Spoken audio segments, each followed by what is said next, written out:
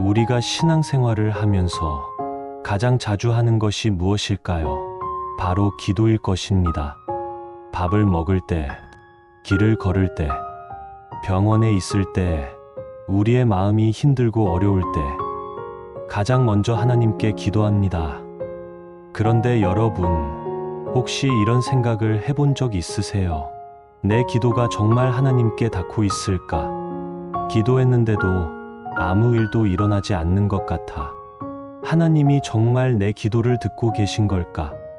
목회자분들의 간증이나 신앙인의 이야기를 들어보면 기도의 응답이 바로 오지 않을 때 정말 낙심이 되고 심지어 하나님이 나를 잊으신 것 같다고 느낄 때도 있다고 합니다. 특히 우리 시니어 세대는 오랜 신앙생활을 해오면서 수많은 기도를 드려왔잖아요. 어떤 기도는 응답되었지만 어떤 기도는 아직도 기다리고 있는 것들이 있어요. 자녀들의 문제, 건강의 문제, 경제적인 어려움, 가족들의 신앙 문제 등등. 때로는 내가 이렇게 오래 기도했는데 왜 아직도 응답이 없을까 하는 마음이 들 때도 있으실 거예요. 하지만 성경은 분명히 말씀합니다. 내게 부르짖으라. 내가 내게 응답하겠고 내가 알지 못하는 크고 비밀한 일을 내게 보이리라. 이것은 예레미야 33장 3절의 말씀입니다. 오늘은 이 말씀을 붙잡고 기도는 반드시 응답된다. 하나님은 결코 침묵하지 않으신다는 주제로 깊이 묵상해 보겠습니다. 먼저 성경 말씀을 차분히 낭독하겠습니다. 여러분은 마음을 편히 하시고 말씀을 마음 깊이 새기시면 좋겠습니다. 예레미야 33장 3절. 너는 내게 부르짖으라. 내가 내게 응답하겠고 내가 알지 못하는 크고 비밀한 일을 내게 보이리라. 이 말씀은 마치 하나님의 전화번호처럼 불리기도 합니다. 언제든지 부르면 응답해 주시겠다는 약속이지요. 마태복음 7장 7절에서 8절. 구하라. 그리하면 너희에게 주실 것이요. 찾으라. 그리하면 찾아낼 것이요. 문을 두드리라. 그리하면 너희에게 열릴 것이니 구하는 이마다 받을 것이요. 찾는 이는 찾아낼 것이요. 두드리는 이에게는 열릴 것이니라. 예수님께서 직접 하신 말씀입니다. 구하고 찾고 두드리라는 적극적인 행동을 격려하시면서 반드시 응답해 주시겠다고 약속하셨어요. 요한일서 5장 14절. 그를 향하여 우리가 가진 바 담대함이 이것이니 그의 뜻대로 무엇을 구하면 들으심이라. 하나님의 뜻에 따라 구하는 기도는 반드시 들어주신다는 확신을 주는 말씀입니다. 시편 34편 17절. 의인이 부르짖음에 여호와께서 들으시고 그들의 모든 환난에서 건지셨도다. 의로운 사람들의 부르짖음을 하나님께서 들으시고 모든 환난에서 건져주신다는 위로의 말씀이에요. 로마서 8장 26절. 이와 같이 성령도 우리의 연약함을 도우시나니 우리는 마땅히 기도할 바를 알지 못하나 오직 성령이 말할 수 없는 탄식으로 우리를 위하여 친히 간구하시느니라. 우리가 어떻게 기도해야 할지 모를 때에도 성령께서 우리를 위해 간구해 주신다는 놀라운 약속입니다. 이제 이 말씀들을 바탕으로 함께 깊이 묵상해 보겠습니다. 먼저 하나님은 우리의 기도를 들으신다는 사실부터 확인하겠습니다. 예레미야 33장 3절에서 하나님은 내게 부르짖으라 하고 말씀하셨습니다. 이것은 하나님께서 우리의 기도를 듣기 원하신다는 뜻입니다. 마지못해 들어주시는 것이 아니라 기다리고 계신다는 의미예요. 마치 부모가 자녀의 목소리를 기다리는 것처럼 하나님도 우리가 그분께 나아오기를 기다리십니다. 하나님은 침묵하시는 분이 아니라 응답하시는 하나님이십니다. 내가 내게 응답하겠다고 분명히 약속하셨어요. 문제는 우리가 응답을 못 느끼거나 다른 방식으로 오기 때문에 모를 때가 많다는 것입니다. 그때 히스기야는 벽을 향해 우리가 원하는 시간에 응답이 오기를 기대합니다. 하지만 하나님의 응답은 때로는 전혀 다른 모습으로 옵니다. 잠시 묵상해 보십시오. 나는 하나님께 어떤 기도를 드리고 있습니까? 그 기도가 정말 하나님이 응답하실 것이라는 믿음으로 드리고 있나요?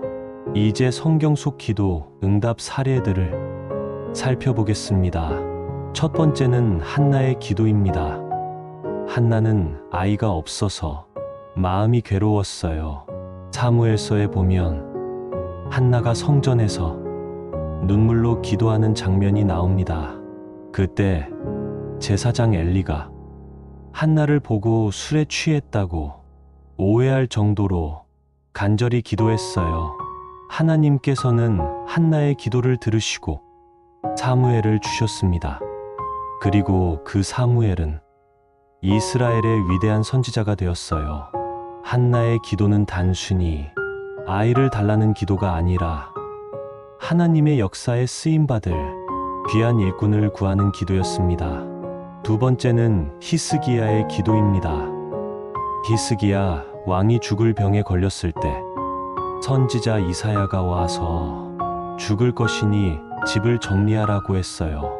그때 히스기야는 벽을 향해 통곡하며 기도했습니다. 여호와여, 내가 주 앞에서 진실과 온전한 마음으로 행하며 주께서 보시기에 선한 일을 행한 것을 기억하옵소서. 하나님께서는 히스기야의 기도를 들으시고 15년의 생명을 연장해 주셨습니다. 세 번째는 다니엘의 기도입니다.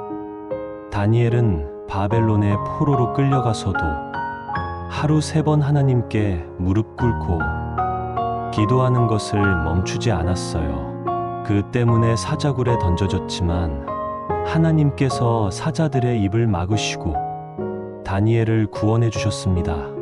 네 번째는 예수님의 기도입니다.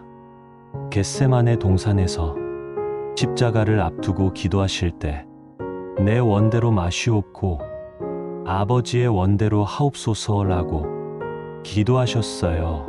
하나님께서는 예수님에게 십자가를 이기실 힘을 주셨고 그 결과 우리 모두의 구원이 이루어졌습니다. 이 모든 사례들을 보면 공통점이 있어요. 하나님께서는 단순히 그들이 원하는 것을 주신 것이 아니라 더 크고 놀라운 계획을 가지고 응답해 주셨다는 것입니다. 잠시 묵상해 보십시오. 내가 드린 기도 중에 하나님께서 이미 응답해 주셨던 순간은 언제였습니까? 이제 기도의 응답 방식에 대해 말씀드리겠습니다. 하나님은 항상 우리의 기도를 들으시지만 응답 방식은 다양합니다. 첫 번째는 예라는 응답입니다. 우리가 구한 것을 그대로 주실 때예요. 이때 우리는 하나님의 응답을 쉽게 알아볼 수 있어요. 두 번째는 아니요라는 응답입니다. 우리에게 해롭기 때문에 거절하실 때예요. 이것도 사랑의 응답입니다. 세 번째는 기다려라라는 응답입니다.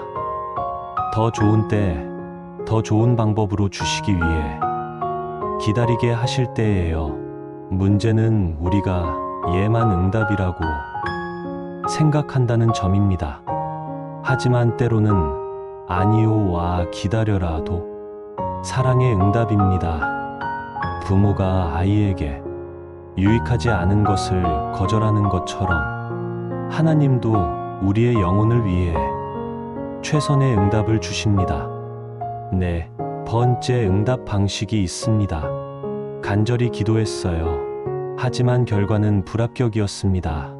그 당시에는 너무 실망스러웠지만 나중에 그 아들이 다른 대학에 가서 더 좋은 친구들을 만나고 신앙도 더 깊어지는 것을 보면서 하나님의 더 좋은 계획이 있었음을 깨달았다고 해요. 또 다른 예로 한 집사님이 사업이 잘 되기를 오랫동안 기도했습니다. 하지만 사업은 계속 어려웠어요. 그런데 나중에 보니 그 어려운 시기를 통해 가족들이 더 가까워지고 하나님을 더 의지하게 되었다고 간증하셨어요. 만약 사업이 너무 잘 되었다면 하나님을 잊고 살았을지도 모른다고 고백하셨습니다. 이처럼 하나님의 아니오 나 기다려라는 우리에게는 더 큰 축복을 가져다주는 응답일 수 있어요. 네 번째 응답 방식이 있습니다. 바로 내가 더 좋은 것으로 주겠다는 응답입니다. 우리가 구한 것보다 훨씬 더 좋은 것으로 응답해 주시는 경우에요. 바울 사도가 가시가 육체에 있어서 3번 기도했을 때 하나님께서는 가시를 제거해 주시지 않고 내 은혜가 내게 족하다고 하셨어요. 그 결과 바울은 자신의 약함을 통해 하나님의 능력이 더욱 크게 나타나는 것을 경험할 수 있었습니다. 이제 기도가 늦어지는 이유에 대해 생각해 보겠습니다. 하나님의 뜻과 시간표가 우리와 다르기 때문입니다. 우리가 보기에는 늦은 것 같지만 하나님께는 가장 정확한 시간입니다. 요한복음 11장에서 나사로가 죽었을 때 예수님은 일부러 이틀을 더 기다리셨어요. 마리아와 마르다는 왜 더 빨리 오지 않으셨는지 원망했을 것입니다. 하지만 예수님의 목적은 단순한 치료가 아니라 죽은 자를 살리시는 더 큰 기적을 보여주시기 위함이었습니다. 만약 예수님이 더 빨리 오셔서 나사로의 병을 고쳐주셨다면 사람들은 예수님은 좋은 의사구나 라고 생각했을 거예요. 하지만 죽은 지 나흘 된 나사로를 살리심으로써 예수님이 생명의 주님이심을 분명히 보여주셨습니다. 우리의 기도가 늦어지는 것도 마찬가지입니다. 하나님께서는 더 큰 영광을 위해, 더 큰 축복을 위해 때를 기다리고 계실 수 있어요. 아브라함이 이삭을 얻기까지 25년을 기다려야 했던 것처럼 때로는 우리도 오랜 시간을 기다려야 할 때가 있습니다. 하지만 그 기다림의 시간도 헛되지 않아요. 그 시간을 통해 우리의 믿음이 자라고 하나님을 더 깊이 의지하게 됩니다. 잠시 묵상해 보십시오. 혹시 지금 나는 기다림의 시간을 지나고 있나요? 그 기다림 속에 하나님의 더 큰 계획이 숨어 있음을 믿을 수 있을까요? 이제 실제 간증과 예화를 들려드리겠습니다. 한 할머니가 수십 년 동안 남편의 구원을 위해 기도했습니다. 교회에 나오지 않던 남편은 평생 완강했어요. 당신이나 교회 다니세요. 나는 관심 없어요. 라고 말하며 아예 교회 얘기만 나와도 화를 내곤 했습니다. 할머니는 낙심하지 않고 40여 년을 기도했어요. 때로는 내 기도가 소용없는 건 아닐까 하는 생각이 들기도 했지만 포기하지 않았습니다. 그런데 남편이 임종을 앞두고 갑자기 말했어요. 여보, 나도 예수 믿겠소. 그리고 목사님을 불러달라고 하더니 마지막 순간에 예수님을 영접했습니다. 그 순간 수십 년의 기도가 열매 맺은 것이었습니다. 하나님은 할머니의 기도를 결코 잊지 않으셨어요. 또 다른 간증입니다. 한 집사님이 자녀의 취업을 위해 2년 동안 기도했어요. 좋은 대학을 나왔는데도 취업이 안 되어서 가족 모두가 힘들어했습니다. 그런데 마침내 취업이 된 곳이 기독교 관련 단체였어요. 그곳에서 일하면서 그 자녀의 신앙이 더욱 깊어졌고 지금은 그 단체의 중요한 일꾼이 되었습니다. 만약 처음에 원했던 대기업에 취업했다면 신앙과는 거리가 먼 삶을 살았을지도 모릅니다. 하나님께서는 더 좋은 계획을 가지고 기다리게 하셨던 것이에요. 또 다른 예화를 들려드리겠습니다. 한 권사님이 교통사고로 큰 부상을 입었어요. 6개월 동안 병원에 입원하면서 하나님, 왜 이런 일이 일어났나요? 라고 기도했습니다. 그런데 병원에 있는 동안 같은 병실의 환자들에게 복음을 전할 수 있었어요. 그 결과 3명이 예수님을 영접했고 그 중 1명은 나중에 전도사가 되었습니다. 권사님은 나중에 고백했어요. 만약 사고가 없었다면 그분들을 만날 수도 없었고 복음을 전할 기회도 없었을 것입니다. 하나님께서는 때로는 우리가 이해할 수 없는 방법으로도 기도에 응답하십니다. 6번째 간증입니다. 한 전도사님이 선교지에서 사역하다가 큰 어려움에 부딪혔어요. 현지 정부에서 종교 활동을 금지한다고 했거든요. 몇 년 동안 준비한 사역이 물거품이 될 위기였습니다. 하나님, 어떻게 해야 합니까? 라고 간절히 기도했어요. 그런데 얼마 후 그 나라의 정권이 바뀌면서 종교의 자유가 허용되었습니다.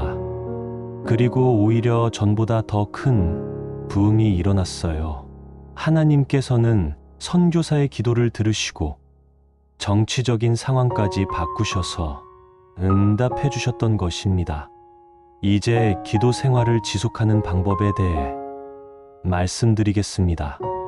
기도는 마치 호흡과도 같습니다. 특별한 자리에서만 하는 것이 아니라 일상의 작은 순간에도 할 수 있어요. 먼저 작은 기도부터 시작하세요. 주님, 오늘도 지켜주세요. 이 일을 잘 할 수 있게 도와주세요. 건강을 주셔서 감사합니다. 이런 짧은 기도들이 쌓여서 큰 기도가 됩니다. 감사 기도도 중요해요. 이 작은 것에도 감사합니다. 평안한 하루를 주셔서 감사합니다. 가족이 있어서 감사합니다. 감사하는 마음으로 기도할 때 하나님의 마음도 기뻐하십니다. 말씀을 붙잡는 기도도 좋아요. 성경을 읽으며 그 말씀을 나의 기도로 바꾸는 거예요. 예를 들어 시편 23편을 읽으면서 여호와는 나의 목자시니 내게 부족함이 없게 하옵소서라고 기도할 수 있어요. 또는 빌립보서 4장 13절을 읽으면서 나를 능하게 하시는 자 안에서 모든 것을 할 수 있게 하옵소서라고 기도할 수 있습니다. 정해진 시간에 기도하는 것도 좋아요.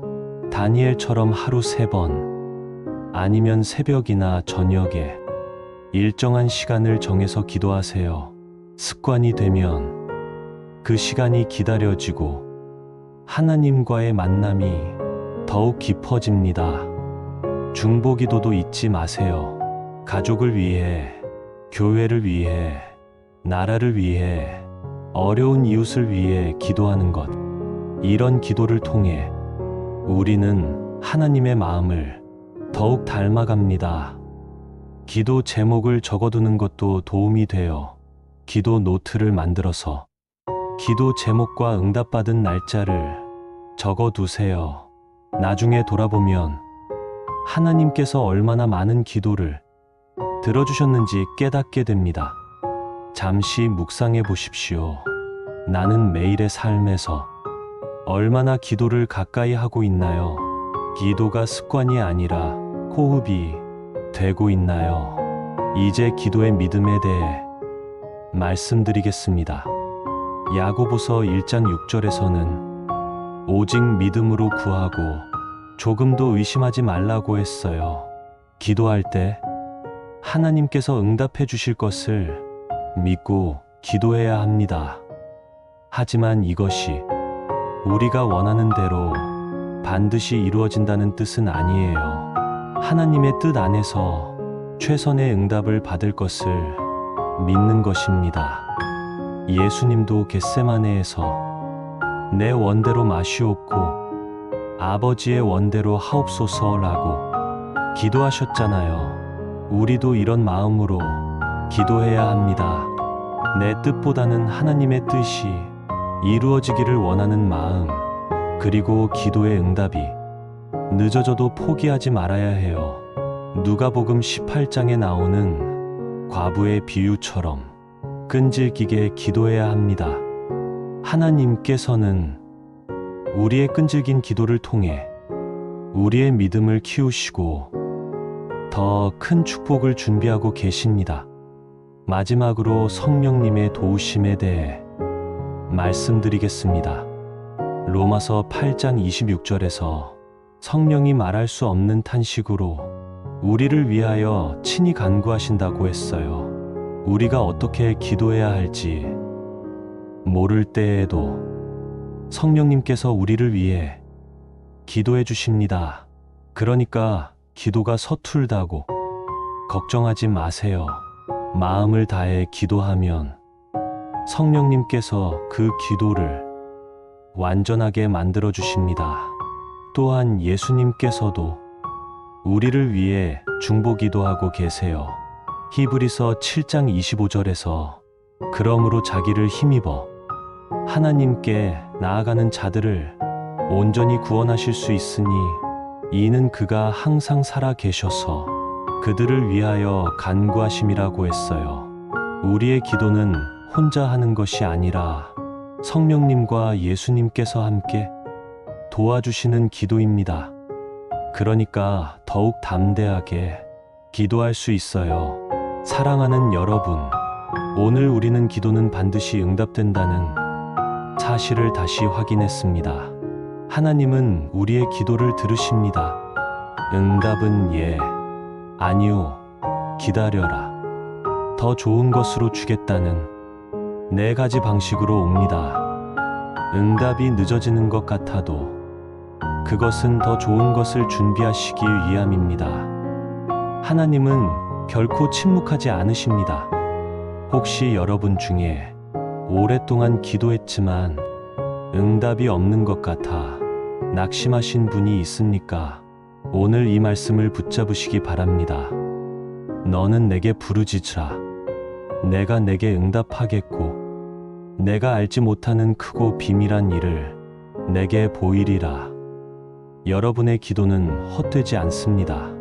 하나님은 지금도 들으시고 가장 좋은 때에 가장 좋은 방법으로 응답해 주실 것입니다. 기도는 우리의 특권입니다. 이 세상에서 가장 큰 능력자이신 하나님과 직접 대화할 수 있는 놀라운 특권이에요. 그러니까 포기하지 마시고 계속해서 기도하십시오.